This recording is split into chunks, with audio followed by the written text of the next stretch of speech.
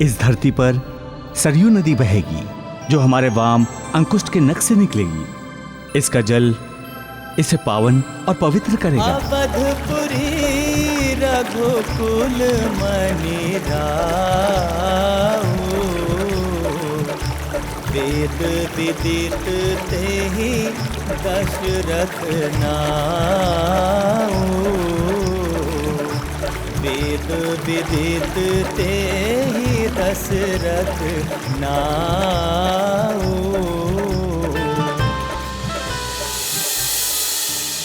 विष्णु भगवान की जय, विष्णु भगवान की जय, विष्णु भगवान की जय।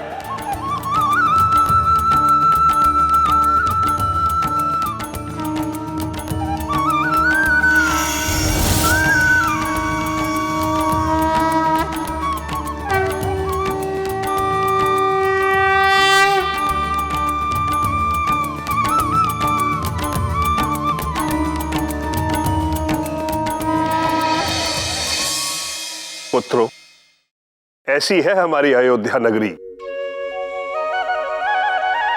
जिसका नामकरण स्वयं भगवान विष्णु ने किया तथा वचन दिया कि सगुण निर्गुण दोनों रूपों में सदैव यहां निर्वास करेंगे।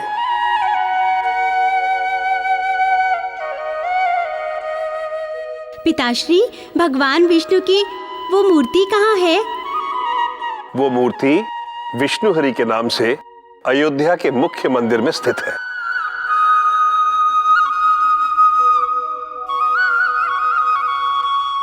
तब तो इस प्रकार हमारी नगरी अत्यंत दिव्य नगरी है ना पिताश्री, जिसे स्वयं विष्णु भगवान ने बनाया है। हमारे धन्य भाग जो हमने इस पावन धरती पर जन्म लिया। हाँ पुत्र, निश्चित ही हम सौभाग्यशाली है। आओ हम सब मिलकर इस दिव्य नगरी को प्रणाम करें। हे अयोध्या की पावन धरती, आपने मुझे भक्ति तथा मोक्ष की परिभाषाओं से सुशोभित किया है। आपको शत शत नमन।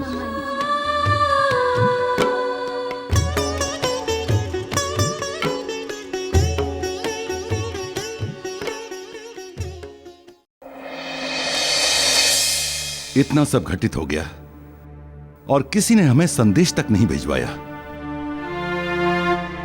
क्या बताएं महाराज केसरी, जब से इस रावण से शत्रुता हुई है, आए दिन कुछ न कुछ उपद्रव करता ही रहता है।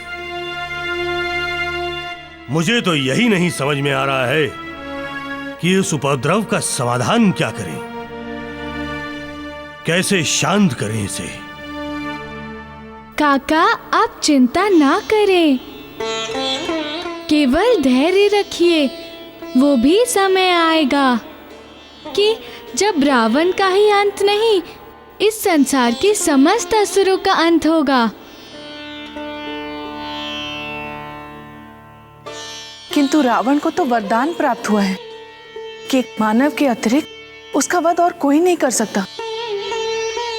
और रावण तो इतना बलशाली है, ऐसा कौन सा मानव होगा जो। माँ, ईश्वर एक ही समय सीमा तक पाप को सहन करते हैं, तथा जब पाप समय सीमा पार कर जाता है तो उन्हें अनुभूति होती है कि अब उसका अंत आवश्यक है, तो वो अवतार लेते हैं तथा पाप का विनाश करते हैं।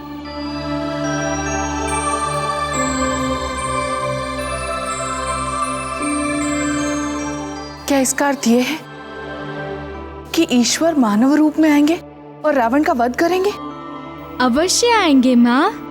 जब लंकेश का अंत आएगा तब ईश्वर निसंदेह मानव रूप में आएंगे।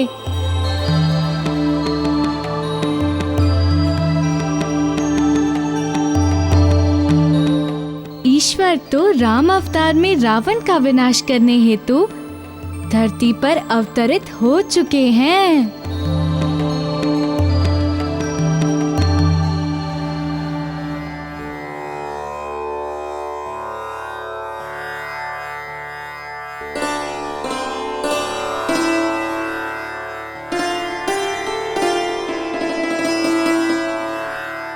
कल्याण हो। विराजिए ऋषिवर।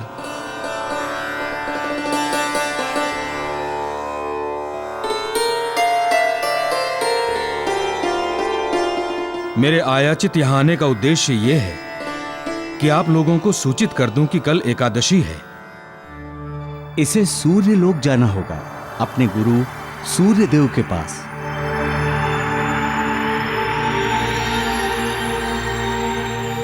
मारुति के गुरुकुल गमन का शुभ दिन। जी ऋषिवर।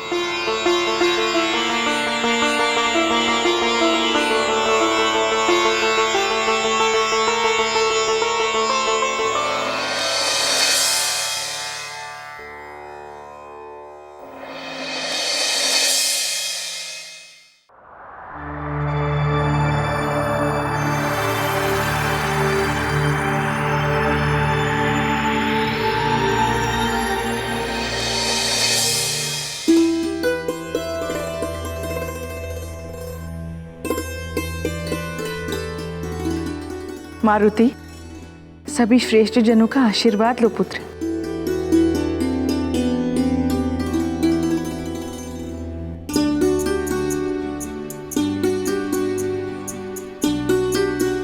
प्रणाम काका। चिरंजीवी भव पुत्र। मारुति, तुमने तो वानर कुल में जन्म लेकर पूरे वानर कुल का नाम और मान बढ़ा दिया है, और भविष्य में भी इसी तरह वानर कुल का नाम प्रकाशित करते रहना।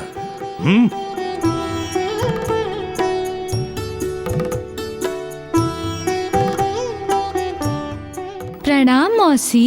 यशस्वी हो पुत्र, यशस्वी हो।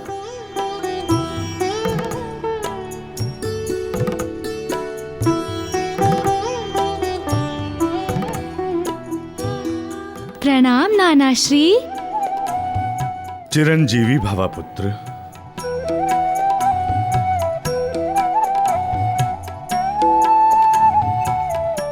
प्रणाम नानी श्री।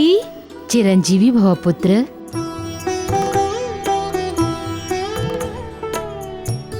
पिताश्री, मुझे प्रस्थान करने की आज्ञा दें। मारुति, मेरे पुत्र, इस संसार में सर्वप्रथम गुरु माता पिता होते हैं। अतः जो व्यवहार तुम हमारे लिए कर रहे हो, वही व्यवहार अपने गुरु के लिए करना। उन्हें भी वैसा ही प्रेम, वैसा ही सम्मान देना जो तुम हमें दे रहे हो, जिससे उन्हें तुम पर गर्व हो। ऐसा ज्ञान अर्जित करना जिससे समस्त संसार हेतु गुण और ज्ञान का सागर बन जाओ।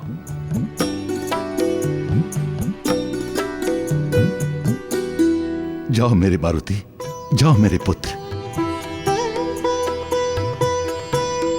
प्रणाम महाबली काका। यशस्वी भव।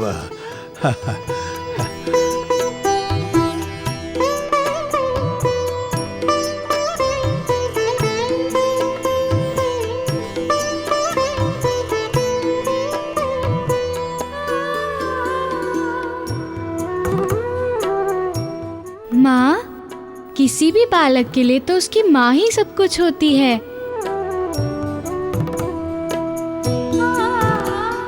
आज मैं इस जीवन का नया अध्याय प्रारंभ करने जा रहा हूँ।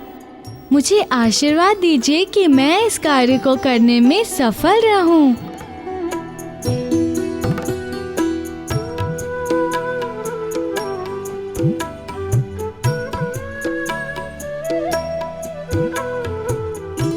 मेरा आशीर्वाद तो तुम्हारे साथ सदैव है मारुति।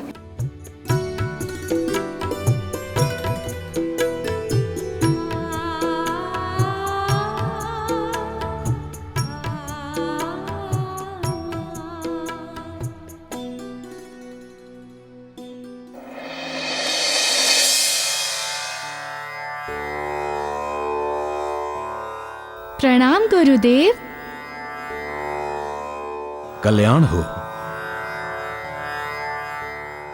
ऋषिवर, विधान प्रारंभ करें। अवश्य।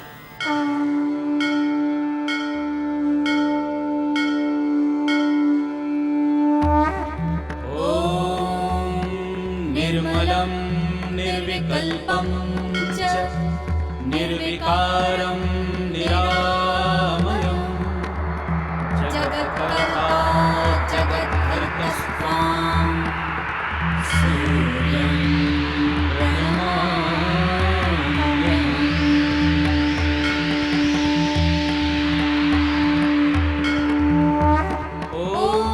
दिवाकरं सहस्रांशुः ब्रह्माद्यश्च सुरैर्नुतं लोकनाथं जगच्चक्षुः सूर्यं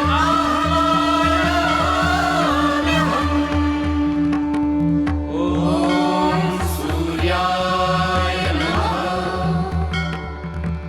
ॐ सूर्याय नमः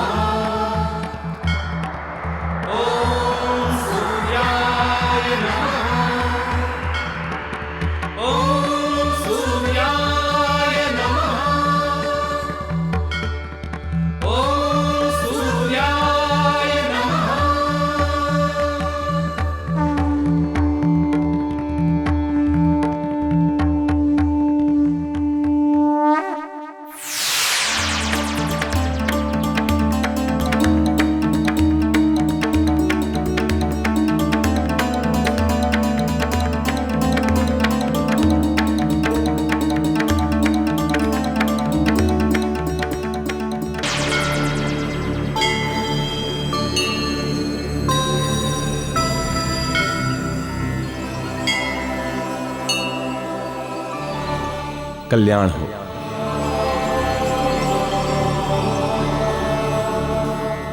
हे सूर्यदेव, मैं अपने पुत्र को आपके चरणों में समर्पित करता हूं। आज से आपका संपूर्ण एवं सर्वप्रथम अधिकार है। मेरे पुत्र को शिष्य के रूप में स्वीकार करें प्रभु।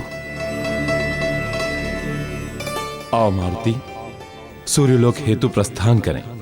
जी गुरुदेव।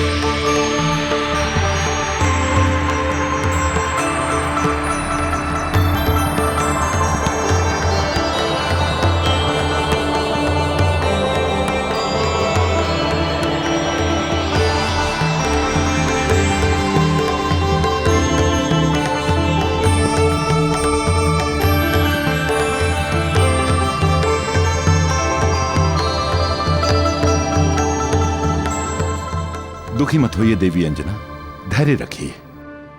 एक सार्थक प्रयोजन हेतु गया है हमारा मारुति। महाराज, ये तो खुशी के आंसू है। हमारा पुत्र सूर्यदेव का शिष्य बनने जा रहा है। इससे अधिक प्रसन्नता की बात हमारे लिए अन्य क्या हो सकती है।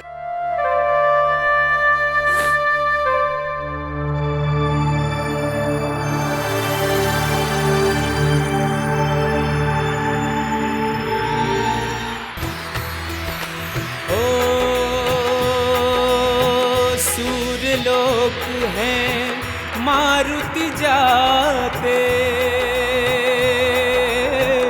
जिनके गुरु हैं स्वयं दिवाकर।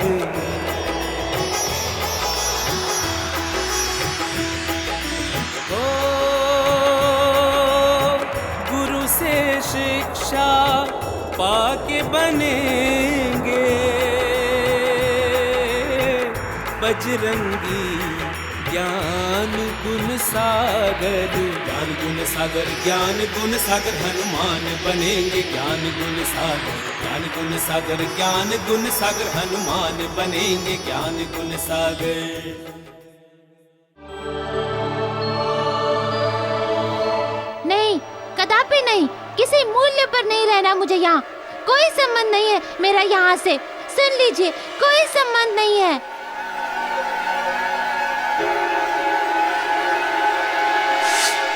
चला जाऊंगा मैं सूर्यलोक को छोड़ के सदा सदा के लिए। नहीं पुत्र, ऐसा नहीं कहते। इस राजमहल पे, ये राजमहल तेरा ही तो है, तेरा ही तो है पुत्र।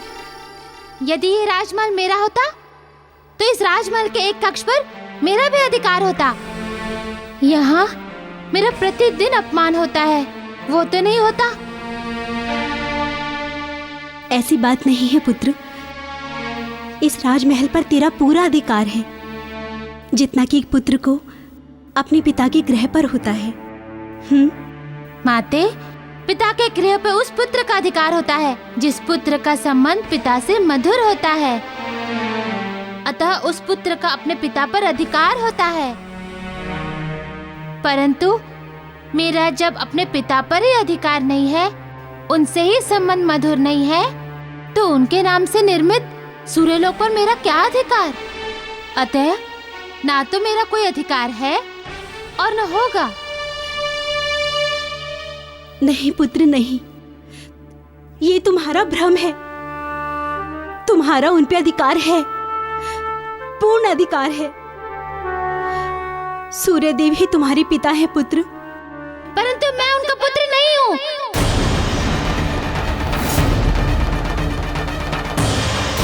उन्होंने मुझे अपने अंग से लगाकर अपने मन की भावनाओं का अनुभव करने का अवसर क्यों नहीं दिया माते? क्यों माते, क्यों नहीं? उत्तर दो मुझे, मुझे मेरे प्रश्न का उत्तर चाहिए। बताइए कि मेरे श्याम वर्ण का रहस्य क्या है? पुत्र, यही प्रश्न तो उनके मन में कौंता रहता है ना हर पल। संदेह है ना उन्हें मुझ पर कि मैं उनका पुत्र नहीं हूँ? बताइए ना माते, मुझे उत्तर दीजिए। यही कारण है ना मुझे त्याग रखने का? बताइए माते, बताइए, मैं श्याम वर्ण का क्यों हूँ? मुझे उत्तर चाहिए माते कि मैं तेजस्वी और ओजस्वी पिता का पुत्र होकर भी श्याम क्यों हूँ? सूर्य पुत्र होकर भी सूर्य पुत्र क्यों नहीं हूँ? क्यों माते, क्यों? बताइए माते, बताइए। सूर्य पुत्र होकर भी सूर्य पुत्र क्यों नहीं हूँ? बताइए माते, बताइए, बताइए। मैं श्याम वर्षा क्यों? मुझे उत्तर चाहिए माते।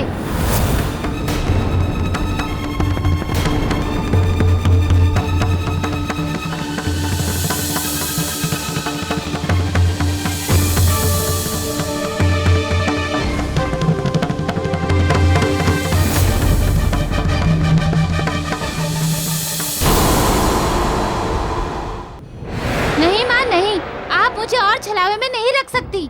आज आपको मुझे बताना ही होगा। मेरे श्याम वर्ण एवं पिता के संदेह का सत्य आपने छुपाया है मुझसे। बोलिए माँ, बताइए, सत्य क्या है? बताइए कि मेरे श्याम वर्ण का रहस्य क्या है? बताइए माँ, बताइए, बताइए कि मेरे श्याम वर्ण का रहस्य क्या है? ये प्रश्न मेरे अस्तित्व का है। तुझे कैसे समझाऊं मेरे पुत्र शनि कि तू मेरा ही पुत्र है, मैं ही तेरी माता हूँ। छाया, सूर्य देव की अर्धांगिनी संध्या की छाया।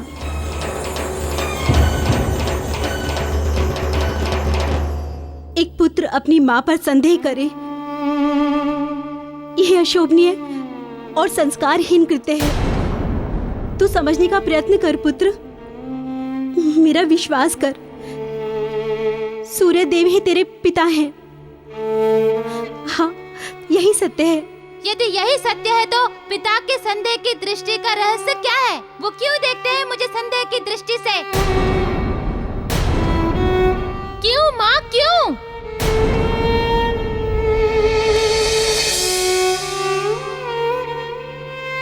शनि,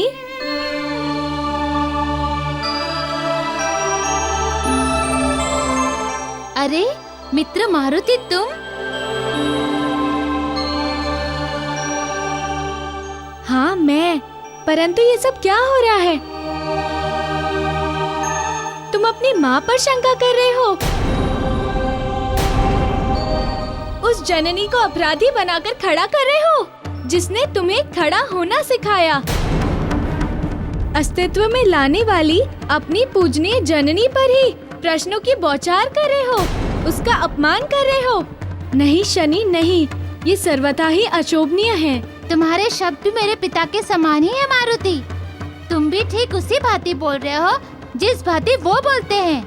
वो मैं नहीं जानता शनि। मैं तो बस इतना ही जानता हूँ कि न्याय संगत क्या है। यदि मेरा व्यवहार न्याय संगत नहीं है, तो क्या मेरे प्रति मेरे पिता का व्यवहार न्याय संगत है? यदि मुझे प्रश्न पूछने का अधिकार नहीं है, तो क्या मेरे पिता को मेरा तिरस्कार करने का अधिकार है?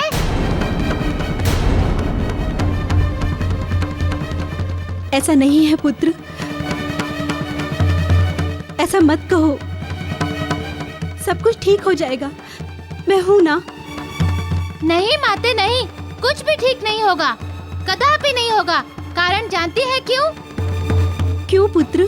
क्योंकि आप सत्य बताएंगी नहीं, तथा मैं बिना सत्य का साक्षात्कार किए इस सूर्यलोक में नहीं रहूंगा।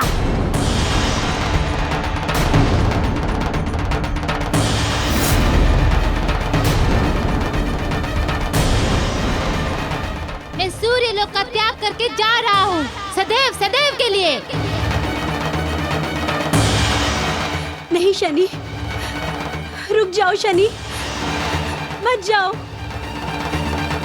पिता के साथ अनबन है, अपनी माता के साथ तो नहीं। अपनी माता के लिए रुक जाओ शनि, अपनी माता के लिए रुक जाओ, रुक जाओ शनि। पुनः बिगड़ गया पिता पुत्र का संबंध। अब शनि को शांत तभी किया जा सकता है जब इस संदेह का कारण स्पष्ट कर लिया जाए। मुझे ये संदेह दूर करना ही होगा।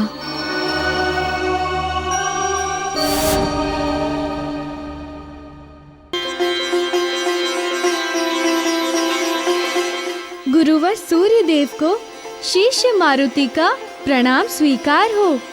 यशस्वी हो, कल्याण हो। आओ पवन पुत्र हनुमान, आओ। सूर्यलोक में तुम्हारा स्वागत है। हम सभी तुम्हारी प्रतीक्षा कर रहे थे। सप्त ऋषियों को भी मेरा प्रणाम स्वीकार हो। कल्याण हो, कल्याण हो, कल्याण हो। हे पवन पुत्र, आइए अपना आसन ग्रहण कीजिए।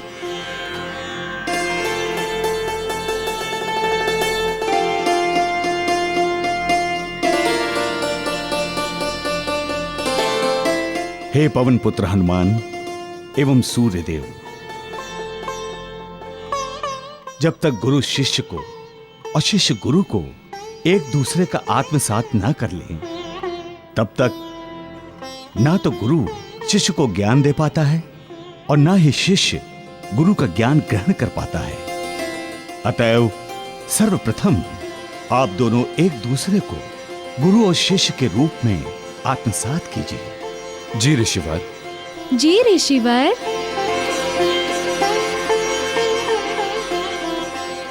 पवन पुत्र हनुमान, अब मैं आपको गुरु के स्वरूप के विषय में बताता हूं।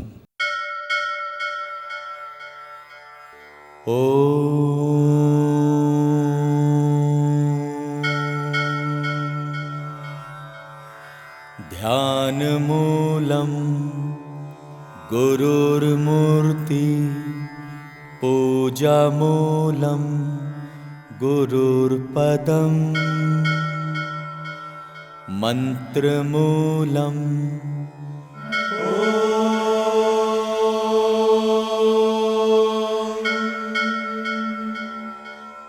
ध्यान मूलम गुरुर्मूर्ति, पूजा मूलम गुरुर्पदम, मंत्र मूलम गुरुर्वाणी। वाक्यम् मोक्षमूलम् गुरुर्कृपा मोक्षमूलम् गुरुर्कृपा मोक्षमूलम् गुरुर्कृपा।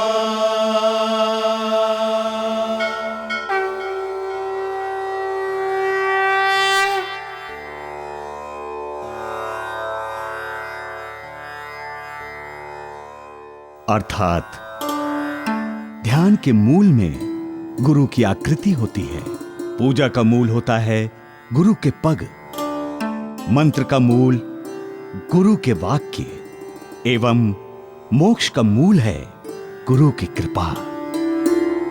मैं सूर्यदेव को गुरु के इस रूप में आत्मसात करता हूँ।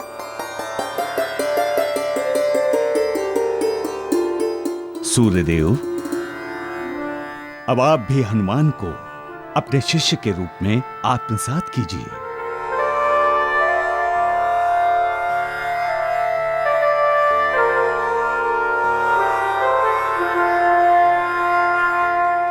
पवन पुत्र हनुमान, मैं तुम्हें अपने शिष्य के रूप में आत्मसात करता हूं।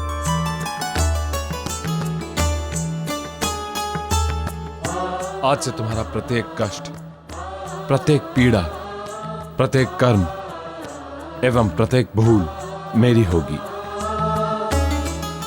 और मेरे पास जो भी ज्ञान है वो तुम्हारा होगा। गुरु एवं परमात्मा का मूल एक ही है। गुरु इस संसार में अपने शिष्यों के भीतर छिपी शक्तियों को निखारने एवं उन्हें प्रभुमय बनाने हेतु आते हैं। अतः जो सत्य की पहचान है वही सद्गुरु है।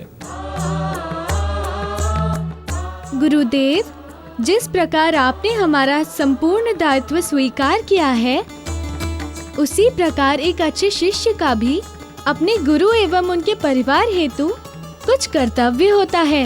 अतएव उस कर्तव्य की पूर्ति हेतु मुझे कुछ समय की आवश्यकता है। इस सूर्यलोक में नहीं रहूंगा। मैं समझ गया हनुमान, तुम किस कर्तव्य के संदर्भ में कह रहे हो। तुम्हारे जैसा शिष्य पाकर मैं धन्य हो गया।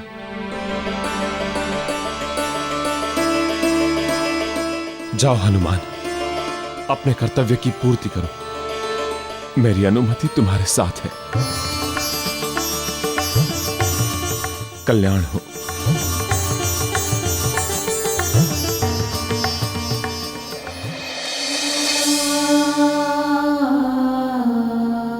पुत्र, मैं तुम्हारी पीड़ा को समझ सकती हूँ पुत्र, परंतु मैं भी क्या करूं? मैं इस संसार की सबसे अभागिनी मां हूं, जो चाहकर भी अपने पुत्र की पीड़ा को हर नहीं सकती। तुम्हें नहीं बता सकती पुत्र, नहीं बता सकती उस भेद के बारे में, नहीं बता सकती पुत्र। आपको बताना होगा गुरु माता।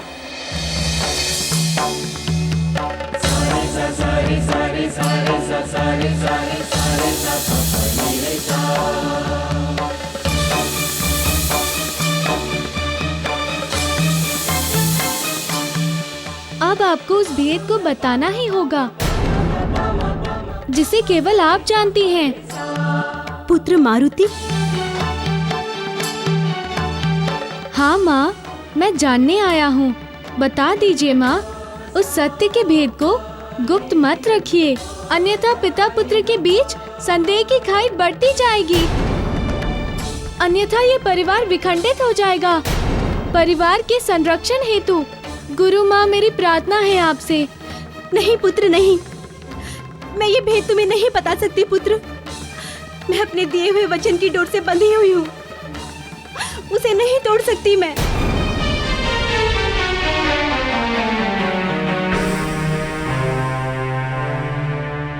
माँ, मैं भी वचनबद्ध हूँ। मैंने भी अपने गुरु सूर्यदेव को वचन दिया था कि इस परिवार का सुख दुख मेरा भी सुख दुख होगा। मेरा धर्म है कि इस परिवार की सुख समृद्धि वापस लाना। तथा मैंने संकल्प लिया है कि जब तक इस परिवार का हर्ष उल्लास पुनः स्थापित नहीं करूंगा, विद्या अध्ययन आरंभ नहीं करूंगा।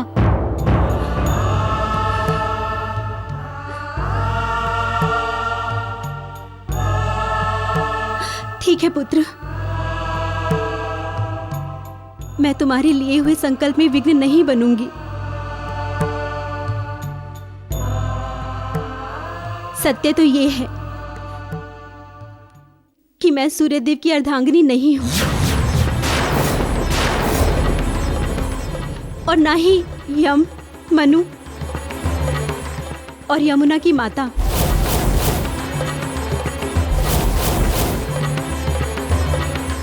तो आप कौन है माँ? मैं देवी संज्ञा की प्रति छाया हूँ पुत्र, छाया।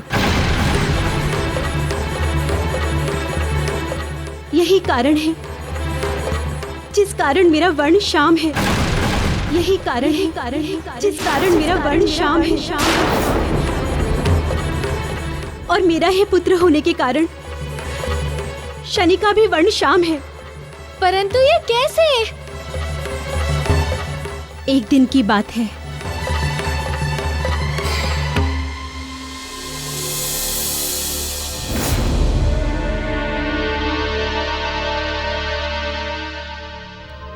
हे विधाता, यदि मैंने अपनी पत्नी धर्म का पूर्ण निष्ठा से पालन किया है तो इस प्रतिछाया को साकार कर दीजिए।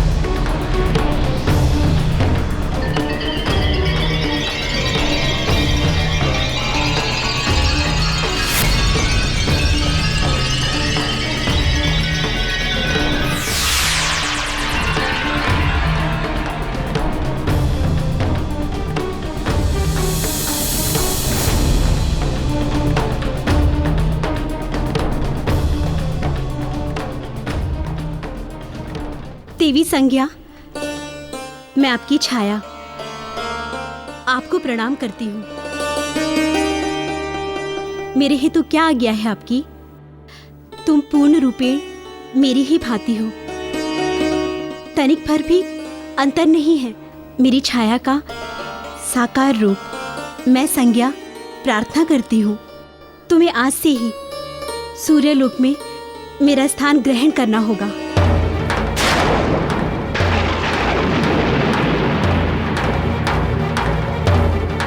मुझे आपका स्थान ग्रहण करना होगा सूर्यलोक में। हाँ छाया, मैं कुछ समय के लिए सूर्यलोक से बाहर जा रही हूँ। बाहर? किंतु कहाँ? धरती लोक। धरती लोक? परंतु क्यों? किस हेतु? तप करने हेतु।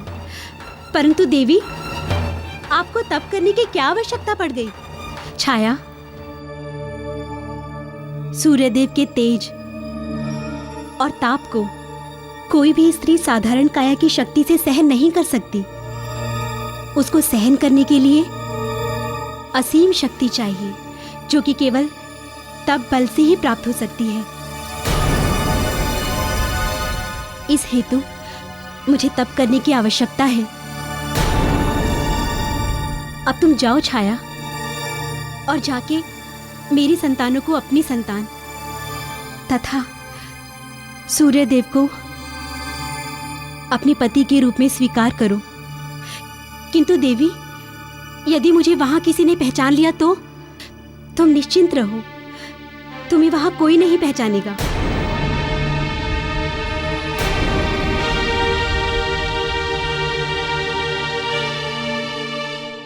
अब तुम जाओ छाया, और जाके मेरी संतानों को अपनी संतान तथा सूर्य देव को अपने पति के रूप में स्वीकार करो।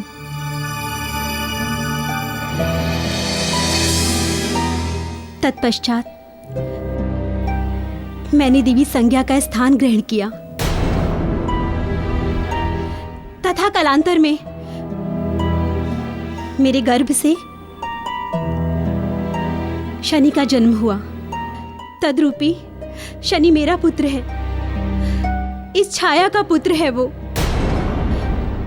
यही कारण है कि उसका वर्ण श्याम है।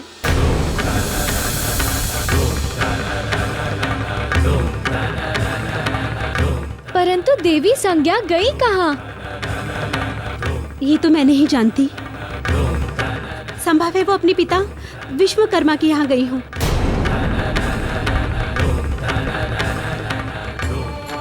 मुझे देवी संज्ञा का पता लगाना ही होगा।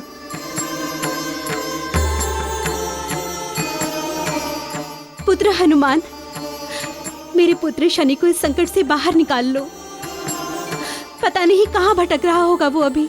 माँ, इस परिवार को एक सूत्र में बांधने का उत्तरदायित्व जो मैंने लिया है उसे अवश्य पूरा करूंगा। किंतु यम, यमुना, मनु दिखाई नहीं दे रहे, कहाँ हैं?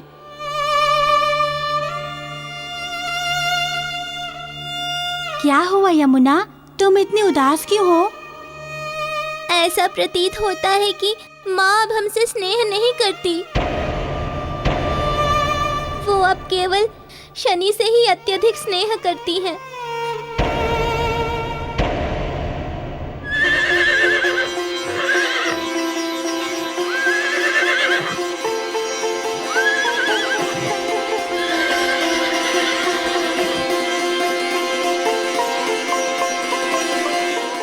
यमुना, वो देखो, ये घोड़ी पुनः आ गई। जब भी तुम उदास होती हो, ये घोड़ी अवश्य आती है। अरे हाँ, आओ चलो, उसके निकट चलते हैं।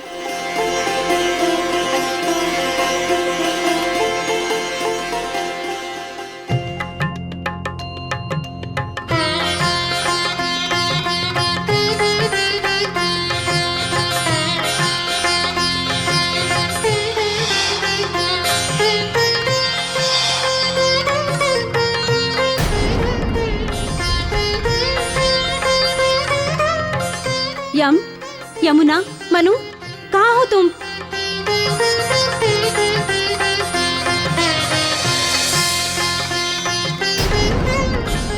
ये घोड़ी यहाँ क्या कर रही है?